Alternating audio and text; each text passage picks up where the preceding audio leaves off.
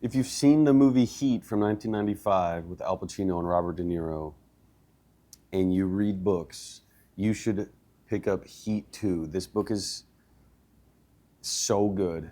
It is a prequel sequel to Heat, and it follows Vincent Hanna, Neil McCauley, and Chris Shiherlis, and the other characters in 1988 and 1995 a little bit, and 2000. The movie came out and takes place in 1995. Heat 2 is like The Godfather Part 2, you know, where it sandwiches the first movie, and it just fleshes out the main characters so much.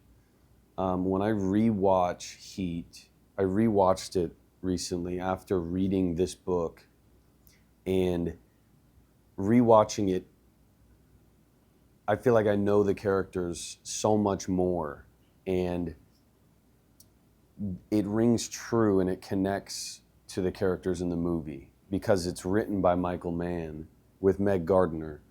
But Michael Mann directed and, you know, did a lot of the writing for the movie. And he wrote this book. So the characters are the same characters we love from the 1995 movie. But they're so much more fleshed out here. There's so much more time to learn about them and follow them on their interweaving journeys in this crime world. It is this book is so good at like bringing the thrills. You know, like the movie, the heist in the beginning of the movie with the truck and the hockey masks, the shootout in downtown LA in the middle of the movie. This book has a lot of the same kind of action set pieces, and the characters in this book are really good. The villains in this book are really good. You know, Neil McCauley, Robert De Niro's character in the movie, he's a villain, but he's he's like an anti-hero. And I don't know about you, but near the end of the movie, I was rooting for him almost as much as I was rooting for Al Pacino. You know, I wanted him to get away, Robert De Niro. Even though he's kind of a sociopath,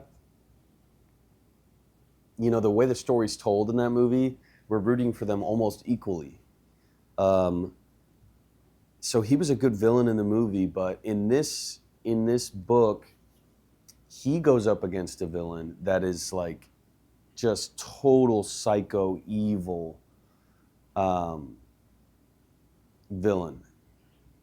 And so the villains are really good. The action is really good. Chris Shiherlis' character, Val Kilmer's character, Chris Shiherlis, he's fleshed out a lot more in this book than in the movie. You feel like you really know him by the end of the book, and the decisions he makes are big decisions that I didn't expect going into the book, but they make sense for his character. And you get inside the head. The authors really get inside the head of these characters. And it's just like an action-packed ride, you know, the whole time. A lot like the movie. You know, my favorite kind of movies are movies where you're just with the character the whole time and the 2 hours or 3 hours just flies by. Because you're just kind of on the edge of your seat wondering how the character is going to react to the next thing coming up, you know, the next problem arising. And it's just A to B to C to D nonstop. That's how this book is too. And one action part I really loved in this book, my favorite part of the book, I won't spoil too much. This is a non-spoiler review, but one part I really loved is with the cartel in a motel. A motel just across the border in Mexico, where some of the characters in this book are interacting with the cartel, and it's so thrilling. It's like this, just when you thought it couldn't get any worse, it gets worse kind of thing. And, you know, it's kind of like that moment in the movie in downtown LA. Val Kilmer walks out of the bank and they're so close to getting away.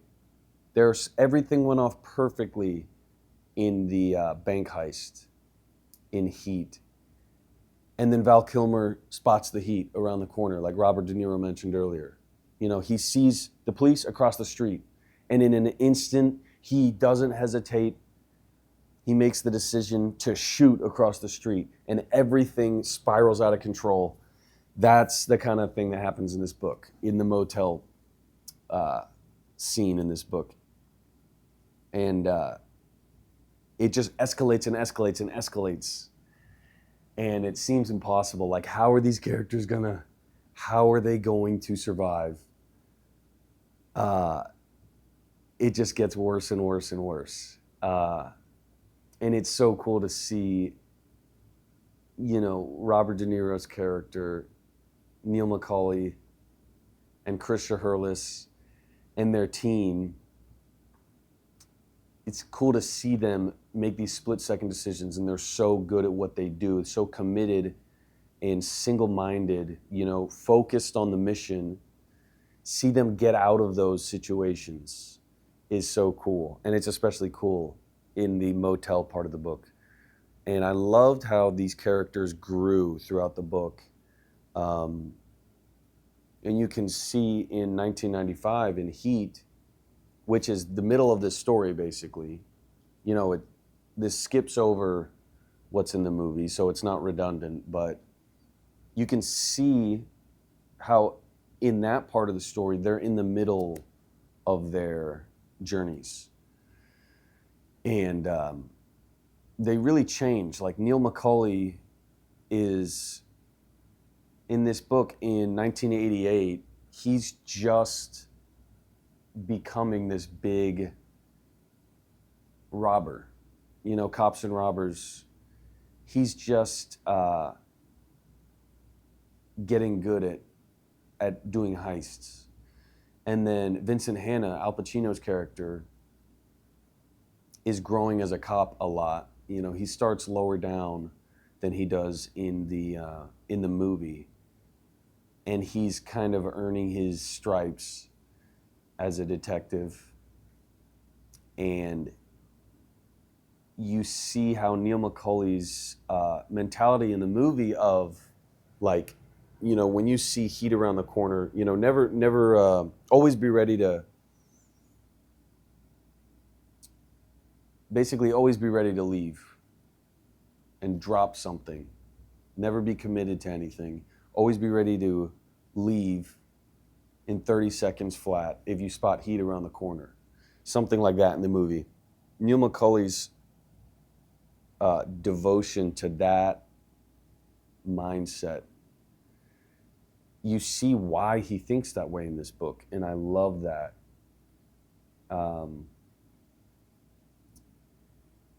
It just makes me feel for him even more in the movie and make even more sense of why he does what he does in the movie. He seems a little bit less like a sociopath now that I rewatch Heat and see the decisions he's making. But he still is kind of a sociopath, you know. It gets to the point with an anti-hero character where it's like, okay, there's not really any excuse for treating people a certain way, you know, that's so cold. But nonetheless, Robert De Niro's character is so good in this book. And the action in this book is so good. It feels like you're watching a movie.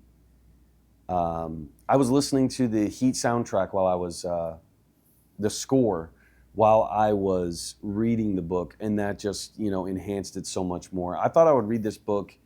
I'm not a fast reader. You know, this is like 450 pages. I thought I would read this book in like a month or like 2 weeks. I could not stop reading. I read this in 2.5 days. I just kept reading and could not stop until the end. There's also a really cool scene early in the book in 1988 with Vincent Hanna, Al Pacino's character as a cop, going after this really bad guy.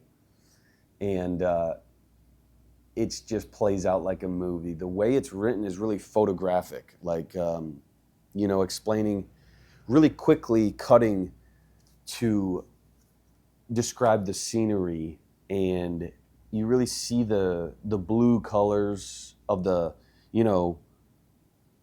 LA, in the movie it's all blue. You really feel the mood of the LA and Chicago and Mexico, and other places I won't spoil. Those atmospheres that are so well done by Michael Mann in the movie.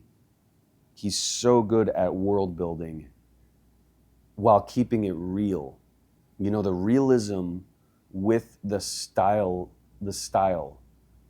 in Michael Mann's movies is so good, in Collateral and Heat.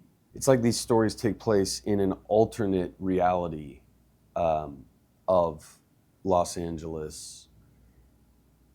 But at the same time, it's like very much our world, very real with the way, maybe not the dialogue so much, but the mechanics of crime, police, the logistics of everything. Michael Mann is so good at showing the methods and the logistics of professionals, and in this series, criminals and police. Anyway, I love this book. Great sequel and prequel to the movie Heat. It enhances the movie if you rewatch it again. And it looks like there might be maybe a Heat 3 coming out at some point, and Heat 2, the movie, which I'm really excited for. So if you're a fan of Heat, I would definitely pick up Heat 2 and read it. And don't forget to like and subscribe for more book reviews and other videos about all of my curiosities.